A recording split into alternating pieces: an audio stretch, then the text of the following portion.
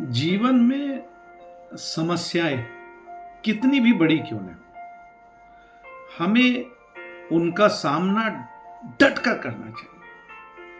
नहीं तो वो समस्या इतनी बड़ी हो जाएगी कि हम ना तो उस पर कंट्रोल कर पाएंगे और ना ही अपने आप पर।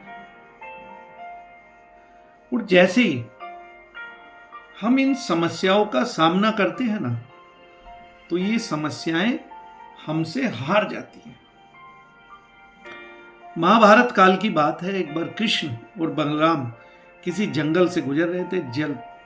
चलते चलते जंगल में रात हो गई। कृष्ण बोले, बलराम हम ऐसा करते हैं कि सुबह होने तक यहीं ठहर जाते हैं और कल सुबह जो है अपने गंतव्य स्थान की ओर बढ़ेंगे। बलराम बोले, इस घने जंगल में सोना उचित नहीं होगा, हमें जगकर ही रात बितानी होगी।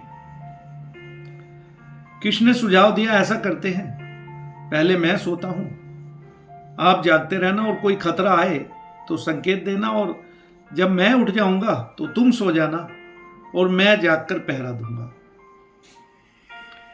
कुछ ही पलों में कृष्ण गहरी नींद में सो जाते हैं और बलराम को अचानक एक भयानक आकृति उसकी ओर आती दिखती, जैसे कि कोई बड़ा विशालकाय राक्षस है। राक्षस बहुत जोर से चिल्लाता है और बलराम जो है वो डर कर बैठ जाते हैं। जैसे ही बलराम डरते हैं तो बलराम का जो शरीर है वो छोटा हो जाता है और राक्षस का जो शरीर है वो और बड़ा हो जाता है। बलराम उसकी ओर फिर देखते हैं, राक्षस फिर जोर से चिल्लाता है। बलराम फिर से सिकुड़ जाते हैं और राक्षस का जो आकार है और विशालकाय होता जाता है। अचानक वह राक्षस बहुत जोर से चिल्लाता है। वो बलराम डर के मारे चीखने लगते हैं और अचानक कृष्ण की आंख खुल जाती है और वो सोचते हैं कि शायद बलराम ने मुझे जगाया है और अगले पहर में वो सोना चाहते हैं। बलराम की आवाज सुनकर कृष्ण उठे और बलराम को वहां देख उन्होंने सोचा कि बलराम थक गए हैं और इसलिए अब सोने जा रहे हैं।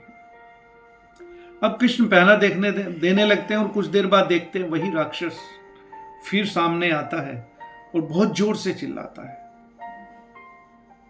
कृष्ण उसको पूछते हैं, भाई ऐसा क्या है, क्यों चिल्ला रहे हो?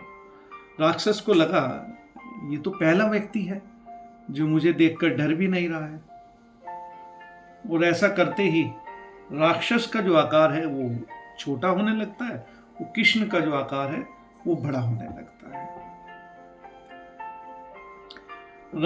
राक्षस घबराहट में फिर चीखा तो कृष्ण ने उससे फिर पूछा, भाई क्या समस्या है वो बताओ, ये चीखने चिल्लाने से क्या होगा? राक्षस का आकार फिर सिकुड़ जाता है और कृष्ण का आकार फिर बड़ा होने लगता है। एक आखिरी प्रयास में राक्षस पूरी ताकत से चीखा और कृष्ण मुस्कुरा उठे और बोले, भाई आखिर प्रॉब्लम क्या है? इस बार राक्षस को ऐसा लगा जैसे कोई उसको डरा रहा है और घबराहट में उसका जो आकार है वो बहुत छोटा हो गया। वो कृष्ण का जो आकार है वो और बड़ा हो गया। कृष्ण ने उसको उठाकर हथेली में लेकर और अपनी धोती में बांध लिया। कुछ देर में सुबह हुई। बलराम उठे और आगे बढ़ने के लिए कहने लगे।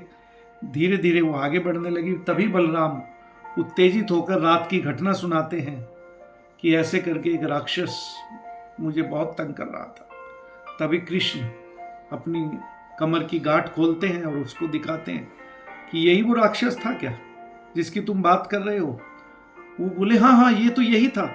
ये आपके पास कैसे, और ये इतना छोटा कैसे हो गया? रात तो ये बहुत बड़ा दिखाई दे रहा था।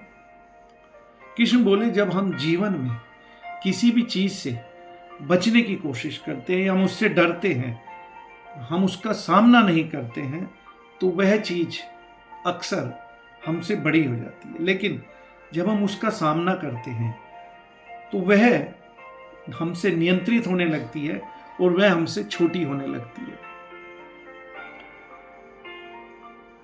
हिम्मत मत हारिए, अपनी सूझबूझ से समस्याओं का सामना करें।